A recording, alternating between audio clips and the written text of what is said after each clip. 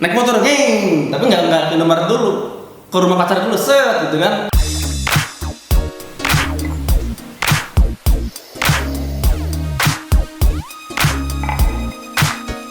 Oke, assalamualaikum warahmatullahi wabarakatuh. Kembali lagi bersama saya Fajar di channel Intuisi Astrat yang akan ngebahas tentang pekerjaan, tentang gaya hidup dan kisah cinta. Oke, di episode kali ini kita akan kedatangan sebuah teman. Saya sudah berteman kurang lebih pada saat saya umur 20. Jadi kurang lebih ya sekitar 5 tahun kita berteman. Siapa itu? Mari kita sambut Mas Faris. Mas Faris bisa masuk, Mas Faris? Oke, Mas Faris. Oh, ini physical distancing. Apa namanya? Bisikal. Hah? Bisikal. Iya. Bisikal. Iya, bisikal. Ya pokoknya itulah namanya. Pokoknya kita nggak boleh dekat-dekat, harus ada jarak. Oke. Silakan Mas Faris kenalan dulu sama teman-teman. Kenalan ya, nama Mas Faris siapa, kemudian Mas Faris dari mana, umurnya berapa gitu. Oke, sebelumnya kenalin dulu, nama aku Faris. Aku asli Cirebon. Tadi bener yang dikatain sama Fajar, aku udah berteman sama Fajar kurang lebih 5 tahun ya? 5 tahun, betul 5 tahun. Aku biasa manggil dia Babe sih, Be. Wow. Jadi biar akrab aja nih, Be. Aku Siap. biasa manggil dia Babe. Aku kerja di salah satu perusahaan developer di Cirebon, bagian digital marketing. Ya masih belajar lah, tapi lumayan. Aku udah lumayan lama, kurang lebih 1 tahun lah. Lama apa gitu? 1 tahun menjadi seorang digital marketer perusahaan. 1 tahun itu lama sih? Enggak ya? Ya lumayan, maksudnya itu sudah menjadi track record lah. Tapi gue mau tahu dulu nih sebenarnya nih, selama lo jadi digital marketer itu sebenarnya lo senang atau nggak sih di digital marketer tuh? Dibilang senang, mungkin lebih tepat bukan senang atau nggak senang sih ya. Cuman ngejalaninnya itu enak atau enggak, sama enggak, beda ya. Enak atau enggak? Maksudnya enjoy atau enggak gitu loh, menjalankan. Enjoy, tapi enjoy. Kalau dibilang enjoy ya, yang namanya kerja dibikin enjoy aja sih sebenarnya. Tapi hatinya enjoy ngerjainnya. Enjoy karena gini, aku jadi di digital marketing itu dibagi beberapa bagian lagi. Di situ nanti ada digital strategis, content writer, desain grafis, sama content creator. Content creator itu foto videographer sama animasi. Nah, bagian lu tuh apa? Nah, aku kebetulan di content creatornya, jadi bukan di digital strategisnya. Aku walaupun di digital marketing tapi support di content creator. Jadi kayak buat foto, kayak ngetek foto, video, editing sama animasi gitu. Oke, berarti teman-teman Mas Faris ini sekarang itu pekerjaan yang walking-walkingnya gitu tentang foto video atau konten kreator, atau orang sekarang bilangnya konten kreator gitu kan. Tukang bikin foto, Tukang foto, ya. tukang video, ini pekerjaan dia sekarang. Oke, kita tanya dulu bentar. Sekarang ini kan pekerjaannya, kalau fotografi, videografi itu kan lebih apa ya? Orang bilangnya kadang-kadang berawal dari hobi. Sebenarnya itu hobi bukan sih dari lu? Awalnya bukan, ya hobi, bisa dibilang hobi. Awalnya bukan hobi. Enggak serius. Kalau untuk kali ini bisa dibilang hobi karena perjalanan pendidikan aku tuh bukan dari multimedia, bukan dari di kafe, tapi aku dari SMK sampai kuliah itu ngambil jurusan teknik komputer jaringan. Jadi itu nggak ada hubungan sama sekali sama multimedia, Be. Wow, ini unik. Kenapa unik? Dia berarti SMK ya? SMK dia ngambil TKJ atau apa? Iya, TKJ itu teknik komputer jaringan. Kuliah TKJ juga. Lu gimana sih? Gue belum suruh minum dong. Gimana sih? Minum. Ada teh masukkan di minum ya, tak minum sama. Aku lupa sebagai host. Ternyata SMK kemudian kuliah dia TKJ, dan saat bekerja walking. Kenapa mengambil multimedia ini? Kesanakan nih. Ini unik. Tolong beritahu pada audiens kenapa sih Mas Faris itu kan dalam banget di TKJ nih. Lu belajar dari SMK. Dalam lah, ngaco kalau belajar dalam. Ya kan lu udah belajar 3 tahun SMK, kemudian 4 tahun kuliah, 7 tahun dia belajar TKJ, sekarang kerjanya multimedia. Ya, orangnya siapa dulu yang belajar? Kalau orang muda-muda gue mungkin mendalami. Kalau aku kan orang SMK main bola terus. Iya. Kuliah nggak main bola, cuma futsalan, kan beda. Buru-buru mendalami, TK-nya nggak ngerti. Oke, kita balik. Berarti fotografi ini adalah sebuah hobi. Iya. Hobi. Videografi hobi. Sejak kapan hobi ini lahir? Awalnya itu pas kuliah. Astagfirullahaladzim, kirain gue pas lagi gunting. Enggak, Pas kuliah. Next. Awalnya itu pas kuliah itu diajak bikin film. Cuman waktu itu aku nggak bisa pakai kamera, nggak bisa nge-shoot segala macam, nggak bisa ngedit. Jadi pemeran aja, pemeran pembantu gitu. Biasalah tugas kuliah mengharuskan buat membuat film. Cuman lama-kelamaan kok kayaknya penasaran, pengen belajar gitu loh. Kayak asik deh fotografi, videografi gitu. Feel-nya tumbuh pada saat ada tugas dari dosen suruh bikin video gitu ya. Iya gitu, awalnya bisa dikatakan gitulah. Cuman yang nggak lebih-lebih juga sih. Yang namanya waktu itu kan masih labil lah, masih sana sini. Yang penting seneng-seneng gitu loh. Kebetulan aku gaulnya sama orang yang hobi fotografi, videografi, jadi kayak gitu. Kalau untuk dari metode pembelajaran sih nggak terstruktur ya, maksudnya aku lihat tutorial di YouTube aja gitu loh. Di YouTube kan sekarang banyak. Berawal dari aplikasi ini, terus dikembangin terus. Yang pasti sih aku terus improve sih. Kalau masalah hasilnya kayak gimana itu mah tentatif lah. Di sini unik, sebenarnya ini unik banget. Ini adalah tadi awalnya dia bilang sebuah pekerjaan saya adalah content creator, fotografi, videografi, tapi merambah kepada hobi. Dan ini bakal bisa jadi akan merambah kepada lifestyle gaya hidupnya dia. Apakah dia hidup bangun tidur motret, habis makan siang motret, habis sarapan motret, habis BAB juga motret dia. Apakah gitu? Enggak gitu juga. Enggak gitu juga. Baik, Pak.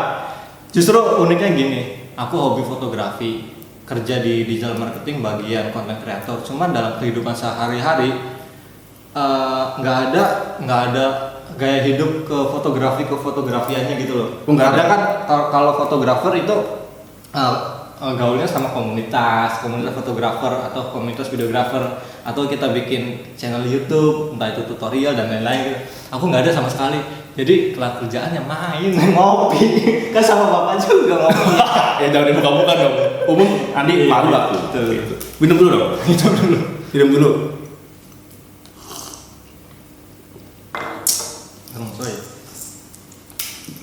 Oke, sekarang kita akan ngebahas sedikit lebih mendalam mengenai menurutmu, lu kan kerja di Cirebon sebagai digital marketing atau content creator lah gitu ya. Dari benefit yang lu terima sesuai nggak sih? Salary itu yang di sini tuh. Kalau untuk benefit Cirebon sih standar bukan standar, cukup lah. Kalau untuk buat hidup 1 bulan cukup.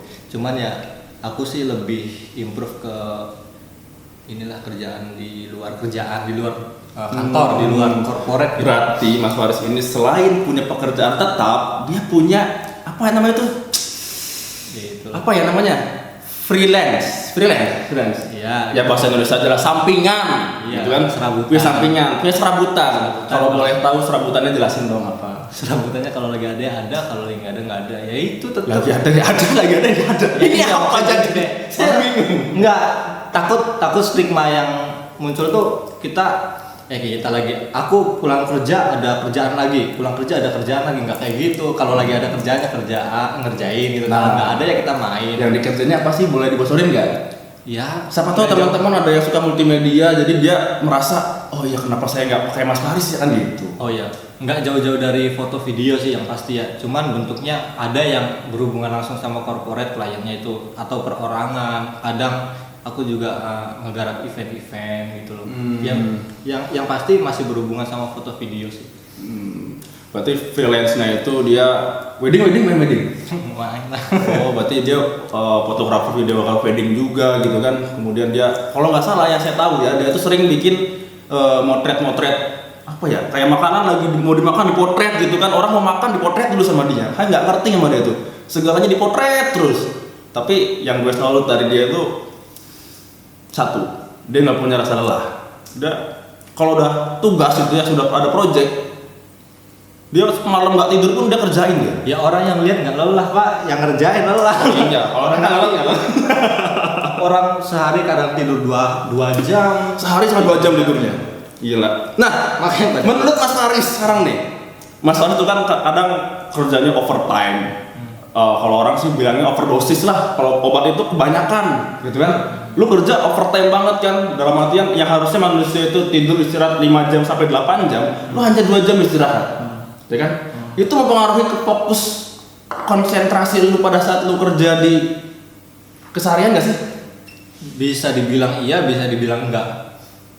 Dalam arti gini, kalau aku jawab iya, bisa dibilang iya ya emang tetap lah itu berhubungan langsung sama stamina.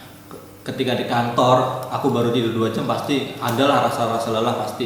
Cuman bisa dibilang enggak juga karena kalau untuk ke kinerja kita kan sudah ada template-nya. Jadi kita udah buat template bulanan. Jadi tiap hari kita udah tahu apa yang harus kita kerjakan gitu loh. Ya bisa iya bisa tidak lah. Cuman kebanyakan iya Pak. Kebanyakannya iya, tuh kan. Kebanyakannya iya. Emang gue juga mengakui dan itu berat banget ketika kita punya sampingan, kemudian kita kerja juga itu emang berat banget sih. Tapi kita harus tahu dulu, kita harus tanya dulu tips and trick gimana sih sebagai pekerja digital marketer di Cirebon, kemudian lu harus menghidupi kehidupan lu, gaya hidup lu yang keseharian lu, ya kan kita tidak terlepas dari pola hidup lah ya kan. Kita makan senengnya kemana, atau Mas Faris seringnya kalau malam itu nongkrong di kafe gitu kan, itu kan sebagai hidup tuh nggak bisa kita pungkiri lah, itu semua gaya hidup ya nggak? Nah sekarang tips and trick buat teman-teman dari Mas Faris tentang walking tentang pekerjaan, akankah stabil sama dengan pengeluaran Anda itu gimana sih sebenarnya? Kalau dibilang tips and trick sih kayaknya nggak ada deh, soalnya aku sampai sekarang tuh masih belum bisa cara mengelola uang gitu antara pemasukan sama pengeluaran. Kadang gini, pemasukan aku tuh misalkan pemasukannya 2 atau pemasukannya jangan deh, jangan dibuka. Iya. Itu privasi. Kalau untuk tips and trick sih kayaknya aku masih belum punya, karena aku sendiri masih belum bisa ngelola uang yang benar gitu. Antara pemasukan dan pengeluaran aku masih belum bisa mengelola gitu. Entah itu apa faktornya, tapi yang pasti gini, kalau jeleknya aku gini, ketika aku nggak cukup untuk menghidupi aku 1 bulan, ya gimana caranya kalau nggak ngirit ya kita nyari tambahan gitu loh. Tapi itu tergantung situasi Kalau kitanya lagi ada job ya mau nggak mau kita gencer job itu biar kita dapat salary cepet gitu loh. Tapi lu mau tahu nggak jobnya dia? Tapi gini nih, belum. Kalau dirasa 1 bulan itu cukup, ya udah berarti kita masih bisa ada waktu istirahat gitu loh. Karena bisa poya-poya, bilang aja poya-poya gitu kan. Jadi dia kalau misalkan 1 bulan ini dirasa duit dia masih banyak gitu kan, dia poya-poya gitu. Gitu Bang. Oh ya siap. Kalau kayak gitu orang nganggapnya kita kaya padahal ya. Ya padahal gitu. Oke, sekarang gini. Lu kan hidup umur berapa? 25 tahun. Sekarang kita akan ngebahas tentang love story. Love story ini luas banget ya teman-teman. Bukan hanya tentang wanita atau tentang pasangan hidup kita aja sebenarnya sih. Nah, kita akan tanya. Lu udah hidup selama 25 tahun. 25 tahun ini lu sudah menjalani beberapa fase dalam artian tentang sebuah perasaan, tentang cinta, tentang love story dan sebagainya. Jujur ya, selama lu punya pacar, gua tanya pada saat posisi punya pacar, lu sempat ingat sama orang tua lu? Nah itu tuh kadang ya kalau lagi awal-awal pacaran ya gitu lah Pak, kadang lupa sama orang tua, lebih mentingin pacar itu loh. Itu bahayanya sih kadang ya. Itu sih kalau aku nganggapnya wajar ya, wajar karena masih lagi hangat-hangatnya gitu ya, lagi hangat-hangatnya gitu loh. Cuman ya sebisa mungkin bisa bisa diatur lah waktunya. Oke, kita next. Kita akan tanya beberapa hal lagi tentang percintaannya Mas Faris. Mas Faris, lu ketika punya pacar nih, lu punya pacar nih sekarang nih, misalkan ya punya pacar lu butuh bantuan lu jam 10 malam, ibu lu nyuruh lu beli obat ke Indomaret, lu pilih mana? Ibu dong. Yakin pilih ibu? Yakin pilih ibu. Teman-teman, ini bukan bicara hoax loh. Kenyataannya di sini bilangnya milih ibu, tapi ketika di lapangan tetap aja milihnya pacar. Iya mah, nanti saya beliin. Naik motor, tapi nggak ke Indomaret dulu, ke rumah pacar dulu, set gitu kan. Beli makan yuk, ayo makan. Lagi Pak, tergantung situasi. Kalau krusial ya aku mendingin. Tergantung situasi. Oke, sekarang gue tanya deh, Mas Faris, tolong sampaikan kepada teman-teman tentang percintaan ya. Hal yang paling indah buat Mas Faris pada saat Mas Faris merasakan sebuah perasaan yang lebih pada lawan jenisnya Mas Faris itu gimana sih? Apa gimana tuh?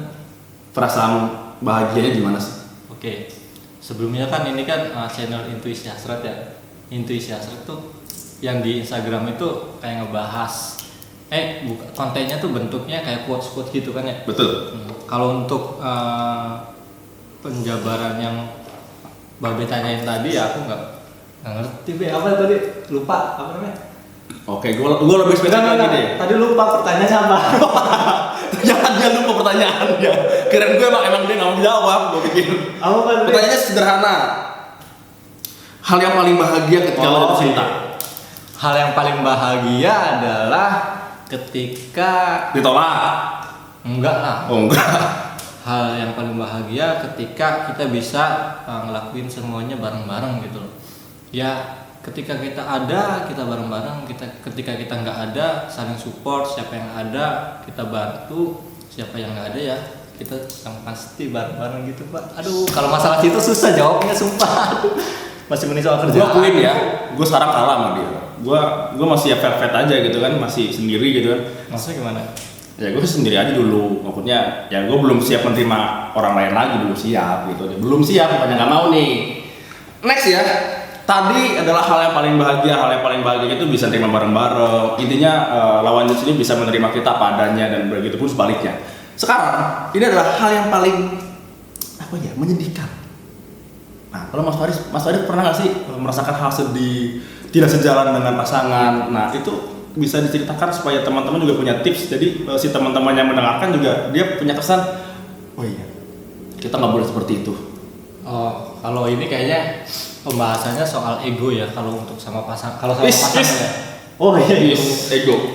Kalau untuk bahasan pasangan ya pasti balik lagi ke ego. Kadang ego cowok dan ego cewek itu berbeda karena tipikal cowok dan tipikal cewek gaya berpikirnya itu berbeda. Apa yang mereka pikirkan ya beda orang, beda otak, beda lagi gitu pemikirannya.